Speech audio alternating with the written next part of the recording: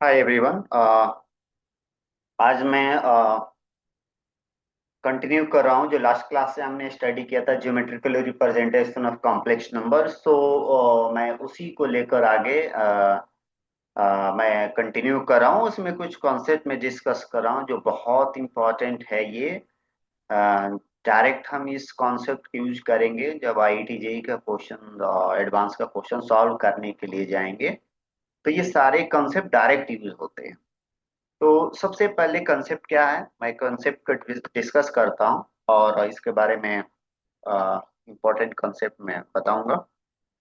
जैसे सपोज करो कि दो लाइंस हमारी पास है, A B and C D. यहाँ पर हमने दो लाइंस लिया, A B and C D. Okay. And इस A B and C D पर हमारे पास कॉम्प्लेक्स नंबर्स है। जैसे हमने रिप्रेजेंट किया P of Z one, Q of Z two, R of Z three and S of Z four. ये चार points हमारा है। अब इससे कंसेप्ट क्या आएगा, सपोज करो कि जब हम आर्गुमेंट निकालेंगे इन दोनों लाइन का। जैसे सपोज दो पॉइंट है, तो इस पॉइंट से हमारा एक लाइन ए बी मिला और एक लाइन सी डी मिला। तो इन दोनों के बीच में सपोज एंगल है theta.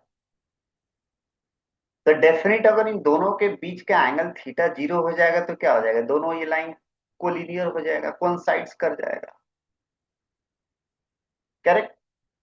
Obviously and theta 90 degree हो जाए तो ये क्या होगा, ये परपेंडिकुलर दोनों हो जाएगा। तो इसी से रिलेटेड कंसेप्ट हमारा यहाँ पर है। क्या कंसेप्ट है कि अगर थीटा हमारा जीरो और पाई है तो ठीक है, A B and C D coincide करेगा, लेकिन Z one minus Z two by Z three minus Z four are real. अब देखो, इस कंसेप्ट को यूज करके हम डायरेक्टली आंसर दे सकते हैं। हमें इतना सब कंसेप्ट जानने की जरूरत है। अगर हमें ये पता है कि आर्गुमेंट, जैसे थीटा का इंफॉर्मेशन हमें मेंशन है, गिवन, अगर नहीं गिवन है तो हम थीटा कैलकुलेट करते थे इस फॉर्मूला से। आर्गुमेंट ऑफ, तो कॉम्प्लेक्स नंबर गिवन रहेगा इस तरह से। ये कॉम्प्लेक्स नंबर सारी कम, नॉट दो, ये चार कॉम्प्लेक्स नंबर है, चार पॉइंट्स हमारे हैं, ये गिवन रहेंगे। और इसको यूज करके हम आर्गुमेंट कैलकुलेट करेंगे। आर्गुमेंट मतलब कि ये भी कॉम्प्लेक्स नंबर हो गया, ये भी कॉम्प्लेक्स नंबर। अगर दो कॉम्प्लेक्स नंबर है हमारे पास तो उसका कैसे हम थीटा यानी आर्गुमेंट कैलकुलेट करते हो, हमारे पास ऑलरेडी फॉर्मूला है, उसको हम कैलकुलेट करेंगे। जैसे कैलकुलेट करेंगे, अगर उसकी वैल्यू जीरो और पाई आती है तो हमारे पास एक कंसेप्ट आए कि लाइन हमारा एक तरफ से पैरेलल बोले कौन साइड्स हो जाएगा।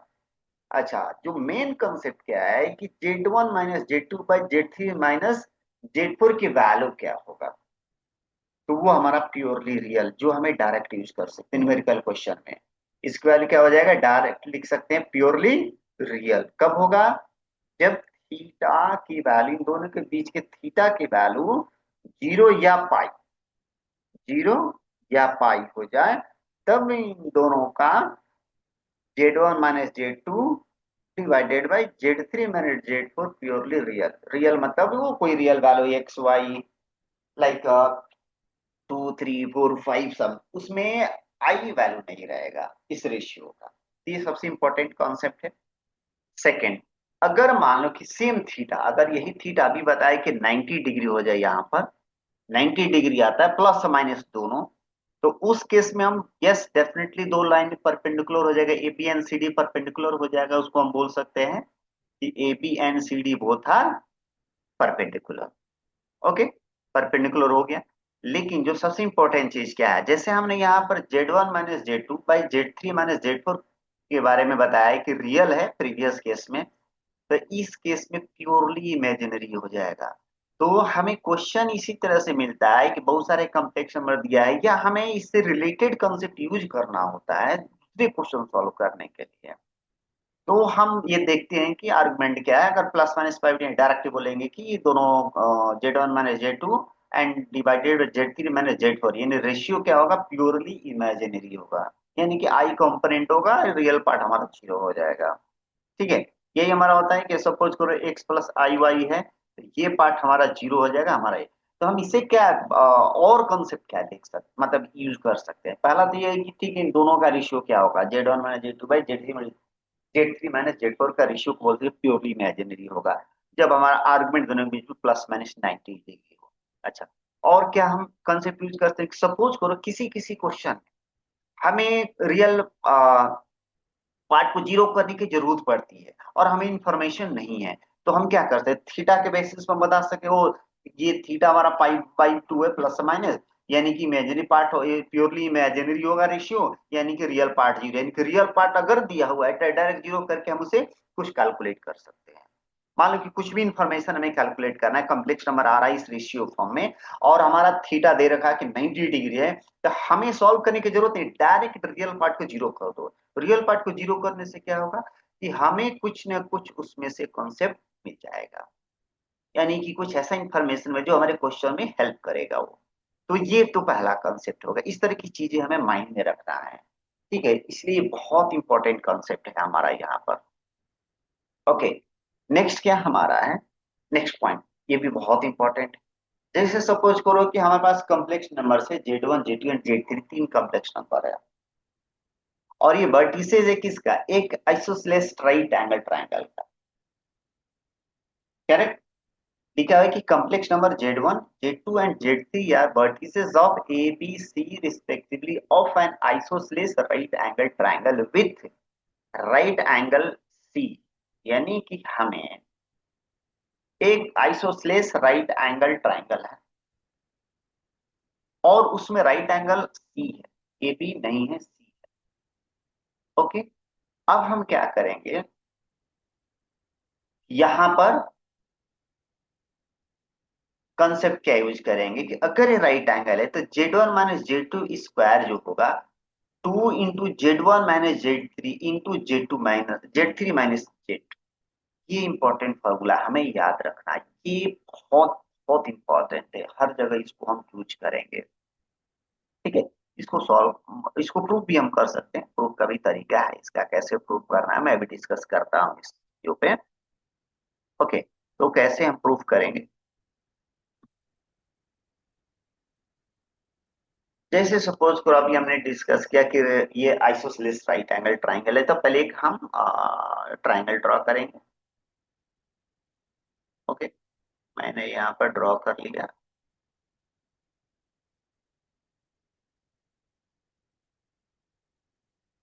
ओके, ये हमारा राइट एंगल हो गया, तो इसको हम सी ले लेते हैं जो अकॉर्डिंग टू स्टेटमेंट हमारा सी है। एंड यहाँ पर इसको ए बी हम ले लेते हैं, इसको सपोज ए हो गया, ये हमारा बी होगा।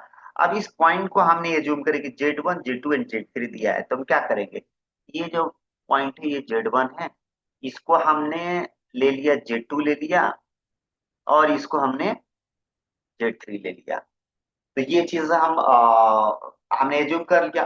अब रही बात क्या है, कैसे हम इसको सॉल्व करेंगे, क्या सॉल्व करने का तरीका है, तो वो हमें पता है। ये दोनों के बीच में क्या है, 90 डिग्री एंगल है। 90 डिग्री एंगल का मतलब क्या है, ये डिवाइडेड बाई ये, इन दोनों का रेशियो पाई बाई टू होना चाहिए। ये तो हमने स्टडी किया है, करेक्ट ना? और एक फॉर्मूला हमारे पास है, लिख सकते हैं AC डिवाइडेड बाई, ऐसा हम लिख सकते हैं, into e power i theta, magnitude और ई पावर आई थीटा अगर हम याद है R1 by R2, e power theta theta two equal to जो वैल्यू हमारा आई होता है, ये हमें पता है, इक्वल टू आई, ये हमने पहले से स्टडी कर रखा है। ये पिछले लेक्चर में हम देख सकते हैं किस तरह की चीजें हमें हमने स्टडी किया है। तो क्या कंसेप्ट है कि A B by A C by B C, A C की value i divide by B C in e power i theta, theta जिसके बीच में दोनों लाइन के इक्वल टू आई, ये हमारा कॉन्सेप्ट है। ओके, अब क्या करें इसके बाद, तो पहले A B and B C की वैल्यू कैलकुलेट कर लें। ए बी बी सी है कि हमारे पास, यहाँ से हम क्या लिख सकते हैं, यहाँ से हम लिख सकते हैं ए सी इक्वल आई इंटू, ऐसा हम लिख सकते हैं। ओके, और इसको हम AC की वैल्यू अगर हम देखें तो क्या लिख सकते हैं, Z1 माइनस Z3 लिख सकते हैं, यस Z1 माइनस Z3 लिख सकते हैं। एंड BC क्या लिख सकते हैं, यहाँ से BC भी हमारा Z2 minus Z3 minus Z2, first minus last और फर्स्ट माइनस लास्ट हम यही यूज करें। Z1 माइनस Z3 है, तो यहाँ भी क्या Z3 माइनस Z2 होगा, तो हम इसको Z3 - Z2 लिख सकते हैं। अब यहाँ पुट कर सकते हैं, तो AC की वैल्यू क्या है, Z1 - Z3 equal to iota into Z3 - Z2। अब यहाँ से हम क्या करेंगे, स्क्वायर करते हैं दोनों साइड स्क्वायर करके देखते हैं क्या मिलता है। Z1 - Z3 square equal to i square Z3 - Z2 का होल स्क्वायर। अब यहाँ से सॉल्व करेंगे, ये क्या होगा, माइनस हो जाएगा, ये हमें मिल जाएगा।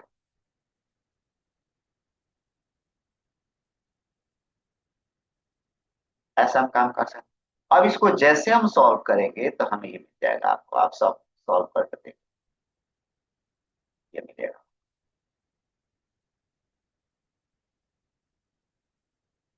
ये मिल जाएगा जो हमें प्रूव करना है, यहाँ पर हमें यही प्रूव करना था। तो हम इसको ऐसे भी प्रूव कर सकते हैं, और ज्योमेट्री के लिए है ही हमारा, ज्योमेट्री तो डायरेक्ट कर सकते हैं। नेक्स्ट नेक्स्ट पॉइंट क्या है, जो बहुत ज्यादा इंपॉर्टेंट है, भी कॉन्सेप्ट हमारे पास है। क्या हमारे पास कॉन्सेप्ट है यहाँ पर, इनवर्स पॉइंट। इनवर्स पॉइंट होता क्या है, सबसे इंपॉर्टेंट चीज क्या है, इनवर्स पॉइंट क्या है, कैसे है, इस बारे में। तो इनवर्स पॉइंट का मतलब क्या है कि जैसे मान लो कि इस रिस्पेक्ट में पहले हम लोग देखते हैं, दो कॉन्सेप्ट, एक inverse point with respect to line, एक inverse point with respect to circle. तो जैसे कॉम्प्लेक्स नंबर में हमने स्टडी किया था, जैसे सपोज करो कि हमारे पास दो लाइंस पहले लेते हैं, एक लाइन हमारे यहाँ पर है ऐसे, इसको हमने मार्क कर लेते हैं इस RS, ठीक है। एंड एक लाइन इसके जस्ट परपेंडिकुलर, बाइसेक्टर हम ऐसे बोल सकते हैं इसको नॉर्मली, ये हमारा एक लाइन। ओके, अब यहाँ पर क्या है, सपोज ये P है एंड Q, तो P का इनवर्स Q होगा, Q का इनवर्स। पहली बात ये, अब डेफिनेशन देखते हैं कि two points P and Q are said to be inverse point with respect to the line R S if Q is the image of P। यानी कि इस P का मिरर इमेज अगर Q है, P का इमेज Q है, तभी इसको इनवर्स पॉइंट बोले।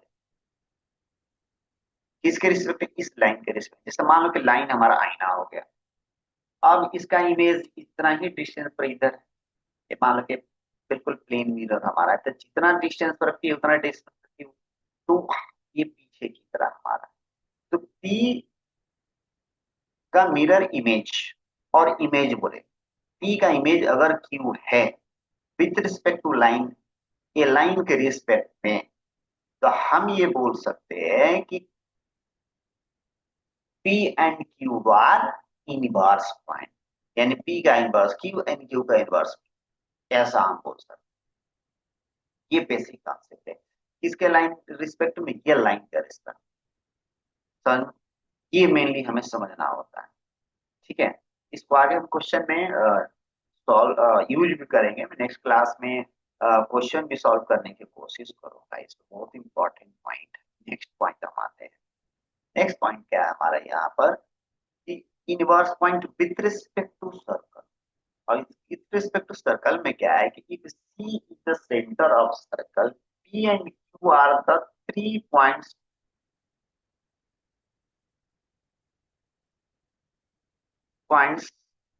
सी कमा पी कमा क्यू आर कोलिनियर। ओके, मतलब ये क्या है कि अगर हमारे पास, सॉरी मिनट में, if C is the centre of the circle and P Q are the inverse, sorry inverse point है, P Q inverse, inverse point C, inverse point C comma P कमा क्यू आर कोलिनियर। मतलब क्या हुआ कि सी एक centre हो गया, P Q collinear inverse point है, तो सी पी क्यू को आएगा कोलिनियर। सिंपल स्टेट में, अगर स्टेटमेंट में इसको देखें, मतलब सिंपल वे में अगर आसान तरीका से इसको समझे, कि एक सर्किल हम ले लेते हैं, यहाँ पर एक सर्कल है,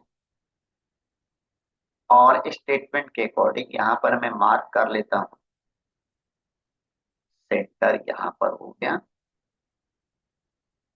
ये सेंटर सी हो गया, पी एंड क्यू 2 पॉइंट, अब यहाँ पर पी ले लेते, यहाँ पर ऐसा है।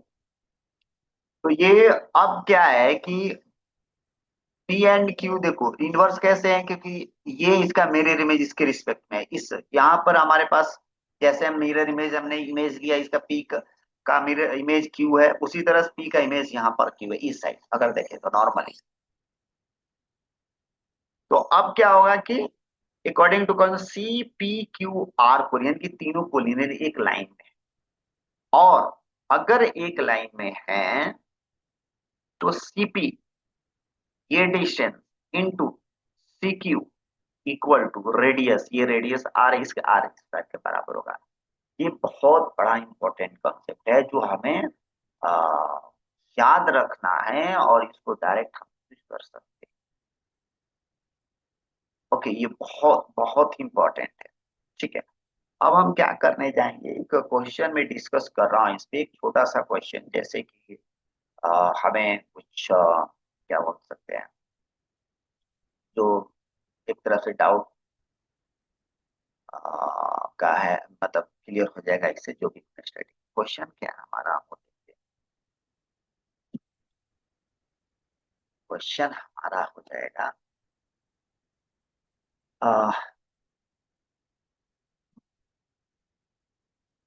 Z1 comma Z2 and Z3 are three complex number, three complex number of vertices of triangle. Here, triangle. What is the equilateral triangle? Equilateral triangle. Then Z1 square plus Z2 square plus Z3 square equal to Z1 Z2 plus Z2 Z3 plus Z1 Z3। ये हमारा basic concept है। ठीक है, अब हमें question में दिया हुआ है कि Z1 Z2 ये तीन कॉम्प्लेक्स नंबर है, और ये तीनों वर्टिसेस है एक इक्विलैटरल ट्रायंगल का। तो पहले तो एक ट्रायंगल हम लोग ऐसा ड्रॉ कर देते हैं, यहाँ पर मैंने कर दिया। ठीक है, पॉइंट मार्क कर लेते हैं, Z1 Z2 Z3 जो भी हमें जूम करना चाहें वो हमारे ऊपर है। तो मान लो कि ए हो गया, ये Z1 हो गया, और बी हमने ले लिया, Z2 सी हो गया, जेड।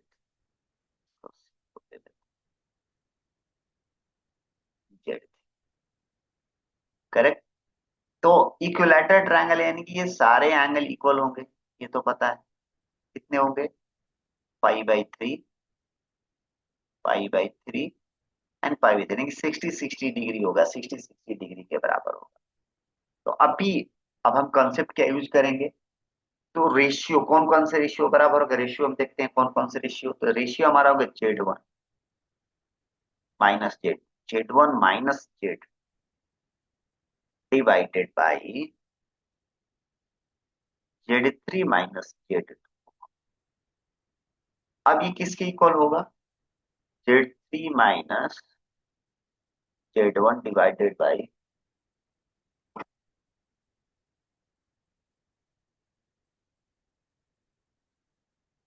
Z2 - Z1, ऐसा हम बोल सकते हैं। और इसको जब हम सॉल्व करेंगे, क्रॉस मल्टीप्लाई करेंगे, यहाँ से देखो ये क्रॉस मल्टीप्लाई करेंगे तब डायरेक्ट, जैसे क्रॉस मल्टीप्लाई करेंगे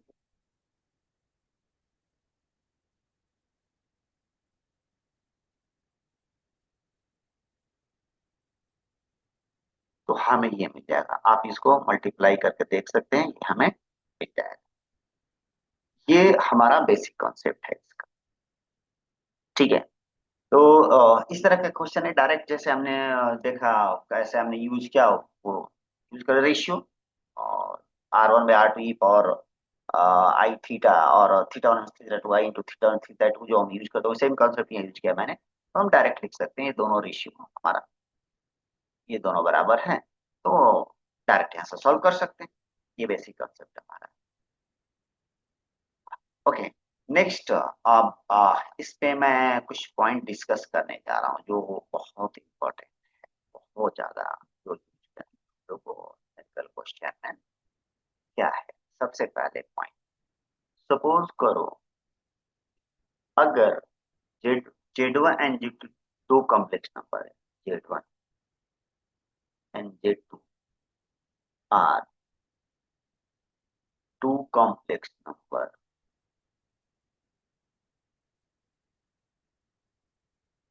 अगर ये दोनों परपेंडिकुलर है, ये दोनों परपेंडिकुलर है, ये दोनों परपेंडिकुलर है, मतलब एक तरफ से क्या बोल सकते, कैसे परपेंडिकुलर? ये तो नंबर है, तो इसको लाइन, मतलब ये ऐसा कुछ करना पड़ेगा, ये हमारा जेड वन है और ये हमारा जेड टू है, ये ओरिजिन से कनेक्ट, तब इसको बहुत परपेंडिकुलर है, तब हम क्या लिख सकते हैं, Z one into Z two, ऐसा हम लिख सकते हैं। अगर ये पैरेलल है, अगर ये पैरेलल है, if Z one and Z two are parallel, then इसका क्रॉस जीरो होगा। यहाँ डॉट जीरो था, इसका क्रॉस था। क्रॉस में हमारे पास पैरेलल है तो थीटा जीरो, तो क्रॉस में हमारा साइन थीटा होता है, साइन जीरो तो जीरो हो गया। एंड डॉट में कॉस थीटा होता है, थीटा 90 डिग्री, तो भी हमारा डॉट हमारा जीरो हो जाएगा। तो ये सब कॉन्सेप्ट हमारा है जो हमें यूज करना है।